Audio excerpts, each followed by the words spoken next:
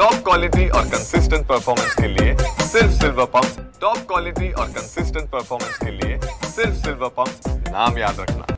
आता भायखळ्यातला जो मुस्लिम एरिया आहे त्या अजूनपर्यंत ऐकायला तयार नाही। मोठे मोठे भोंगे लागलेले आहेत आणि त्यावर ताबडतोब कारवाई झाली पाहिजे।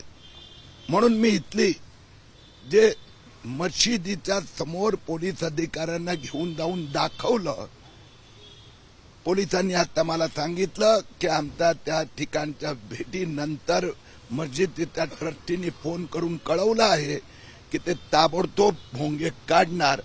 मला विश्वास आहे की आता जसं पूर्व उपनगर मुलुंड ते कुर्ला टोटल भोंग्या मुक्त झालेल्या आहेत, तसं भायखळा पण पुढच्या 5 दिवसात सगळ्या मशिदीवरचे भोंगे खाली येणार।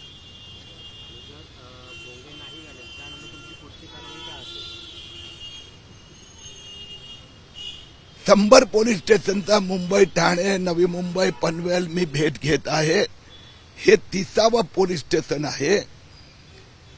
सुरुवातीत 2 महिने या मुस्लिम समाजातले काय गुंडांनी, काय लेन माफियांनी, लेन जिहाद करणाऱ्या लोकांनी खूप मला घाबरवायचा प्रयत्न केला, धमक्या दिल्या, मारहाणीचा प्रयत्न झाला, पण आता कुणाची हिम्मत नाही आहे।